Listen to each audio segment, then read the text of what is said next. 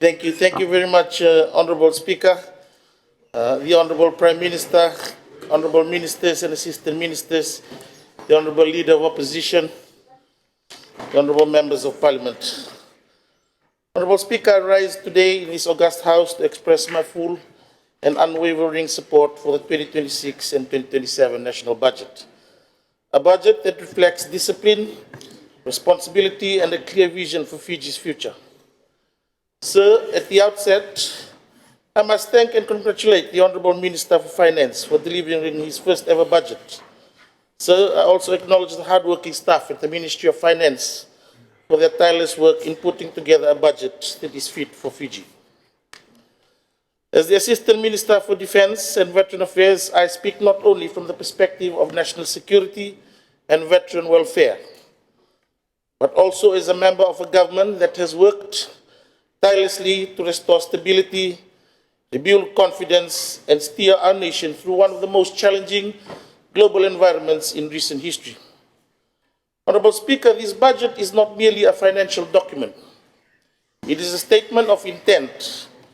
It is a declaration that Fiji will not be defined by global crisis, nor will we be paralyzed by the economic shocks that have affected nations across the world. Instead, we will respond with resilience, discipline, and unity. We will invest in our people, strengthen our institutions, and build a future that is secure, sustainable, and prosperous. Honourable Speaker, before addressing the specifics of the budget, it is important to recognize the global context in which this budget has been crafted. The world is facing an unprecedented convergence of crises. The geopolitical tensions have disrupted global trade routes and increased the cost of essential imports. Supply chain disruptions have affected manufacturing, construction, and logistics. These crises, Honourable Speaker, have not spared Fiji. Our economy, heavily reliant on imports, tourism, and global connectivity, has felt the full weight of these shocks. The rise in fuel prices has increased the cost of transportation, electricity, and basic goods.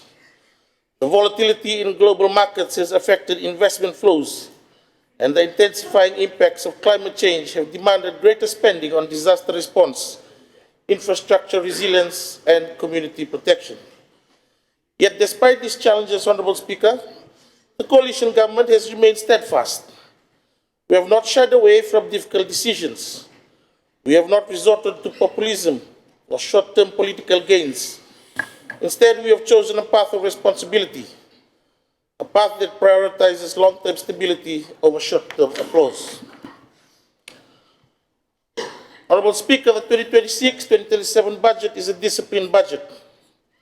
It maintains total government expenditure at 4.8 billion, the same level as the previous year. This is a clear signal that the government is committed to fiscal restraint, even as we continue to invest in critical sectors. Operational spending across communities has been reduced by 10%, sir, demonstrating that the government is willing to lead by example. We are tightening our belts, reducing unnecessary travel and administrative costs, and ensuring that every dollar spent delivers value to the people of Fiji. This is not austerity, sir. This is responsibility and leadership. Honourable Speaker, allow me to speak directly to the allocations for the Ministry of Defence and Veteran Affairs. National security is one of the fundamental responsibilities of government. Without peace, stability and security, the country's economic growth, investment and social development cannot flourish. Every school that is built, every business that opens, every tourist who visits our shores, and every family living in Fiji depends on a safe, secure, and stable nation to invest and live peacefully. This budget recognizes that reality, sir, by continuing to invest in the very institutions that protect Fiji's sovereignty and its people. Honourable Speaker, sir, the Ministry of Defence and Veteran Affairs had been allocated a budget of 20.1 million in the 2026 and 2027 budget. The Ministry continues to play a critical role in developing defence policy, strengthening national resilience, coordinating civil-military cooperation, and ensuring that Fiji's defense capabilities remain aligned with our national development priorities and international recognition. In addition, sir, the budget underscores the government's continued dedication to the effective implementation of the recommendations within the National Security Strategy, ensuring a coordinated and resilient approach to addressing Fiji's security challenges. Furthermore, the government's allocation of funding for the Women, Peace and Security Initiative under this budget is highly commendable. By supporting both the RFMF and the Fiji Police Force, the government acknowledges the invaluable contributions of women in the security services and demonstrates its commitment to addressing the challenges they encounter while promoting greater inclusion, participation, and leadership opportunities. Honourable Speaker, sir, an area that deserves recognition is the government's continued commitment and support to our veterans through the Aftercare Fund. Continued support to Aftercare Fund demonstrates government's acknowledgement and appreciation to veterans who have dedicated many years protecting Fiji and promoting peace in UN mission areas under the United Nations flag. They deserve continued support, recognition, and opportunities to contribute to nation building. Honourable Speaker, sir, Fiji is increasingly confronted by security challenges that extend beyond our borders. The rise of illicit drug trafficking, organized crime, illegal fishing, cyber threats, and human trafficking requires a coordinated national response. These threats affect not only our national security, but also our economy, our communities, and the well-being of our young people. Honourable Speaker, sir, the RFMF continues to demonstrate exceptional commitment both within Fiji, the region, and internationally. The professionalism, discipline, and dedication of our servicemen and women have earned Fiji global respect through peacekeeping missions, while also providing critical assistance during natural disasters. Honourable Speaker, sir, the RFMF have been allocated $152.6 billion in the 2026-2027 budget. Despite the reduction of the budget from the previous years, this does not deter the important role of the RFMF in safeguarding Fiji's sovereignty, protecting our national interests, and contributing to the regional and international peace and security. This budget will continue to allow for RFMF to enhance its capability, preparedness, and readiness to fight against the grey zone threat that threatens to compromise our national security. Furthermore, sir, the budget places significant emphasis on strengthening Fiji's capacity to combat transnational crime through enhanced support for the Joint Counter-Narcotics Task Force, improved maritime surveillance, stronger border protection, and greater interagency coordination. Honourable Speaker, sir, the fight against illicit drugs remains one of Fiji's most pressing national priorities. Drug trafficking destroys families and undermines the future of our youth. The support role of the RFMF within the Joint Counter-Narcotics Task Force demonstrates government's whole-of-a-nation approach in addressing this ongoing challenge. By strengthening intelligence sharing, border monitoring, and coordinated operations between security agencies, government is taking proactive steps to disrupt criminal networks, reduce harm, supply and demand within our communities. This investment is not simply about reinforcement. It is about protecting our community and future generations of Fijians. It is about ensuring that Fiji does not become a narco state of the Pacific.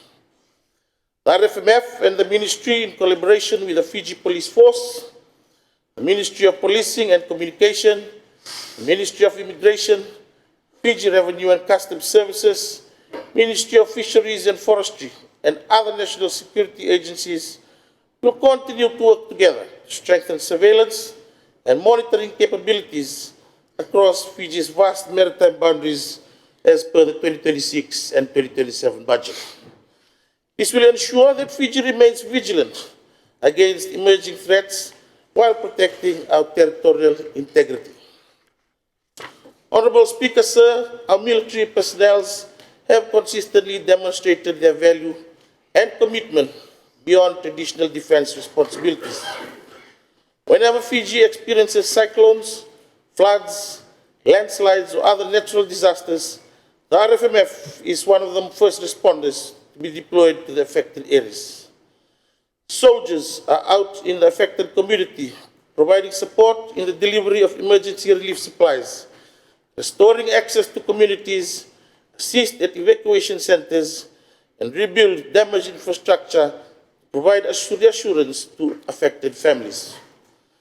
Their contributions during national emergencies illustrates that investment in defense is also an investment in disaster preparedness and humanitarian assistance. It is an investment to every Fijian that encounters this unfortunate event. Honorable Speaker, sir, this budget also recognizes the importance of maintaining safe and secure maritime borders, advancing Fiji's blue economy through improved maritime navigation safety and precise hydrographic charting of its exclusive economic zone, and the ability to respond to emergencies in our maritime territory. As a nation surrounded by one of the largest exclusive economic zones in the Pacific, Fiji must continue to strengthen and enhance its maritime surveillance and monitoring capabilities to effectively respond to search and rescue emergencies, not only within our waters, but within our SAR regions, protect our fishery resources, safeguard our marine environment, and prevent illegal activities that threaten our economy and national security. Furthermore, sir, this budget is not only intended to strengthen and secure our maritime domain, but also to support the charting of Fiji's 1.3 million square kilometers of exclusive economic zone, ensuring safe navigation at sea while contributing to the sustainable growth of Fiji's blue economy. Honorable Speaker, sir, the 2026-2027 budget also complements wider investments across government that strengthen national resilience. Significant allocations towards policing, immigration, infrastructure, healthcare, education, and rural development collectively create stronger communities and reduce the underlying vulnerabilities that can threaten national security. Defense cannot operate in isolation. We succeed when supported by strong institutions and resilient communities. Honorable Speaker, sir, for the benefits of the budget extend well beyond the defense sector. For ordinary Fijians, stronger national security means safer communities, improved protection against organized crimes, and greater confidence for business to invest and create employment opportunities. Stronger maritime surveillance protects our natural resources for future generations. Enhanced disaster response capabilities ensure faster assistance during emergencies. Continued peacekeeping participation also enhances Fiji's international footprint while providing valuable professional development opportunities for our military personnel. Furthermore, securing our borders contributes to safer tourism, stronger trade, increased investor confidence, and greater economic stability.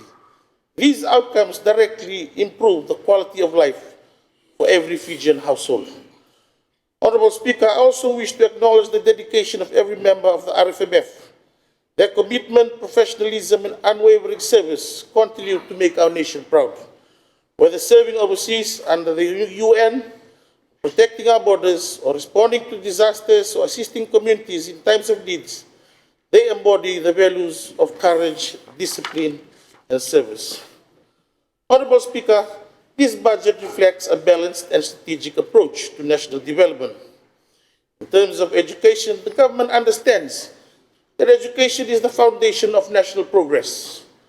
We are strengthening teacher deployment, improving school infrastructure, and ensuring that students receive the support they need to succeed. Honorable Speaker, the 2 billion renewable energy package is one of the most transformative investments in Fiji's history. It includes 2 new hydropower schemes, totaling 50 megawatts, 165 megawatts of solar generation, major grid upgrades. Honorable Speaker, the 2 billion renewable energy program is a direct response to global fuel volatility. By investing in hydropower, solar generation, and grid upgrades, Fiji is reducing its dependence on imported fuel. This is not just an energy investment, sir. It is an economic shield. It is a long-term solution to a long-term vulnerability.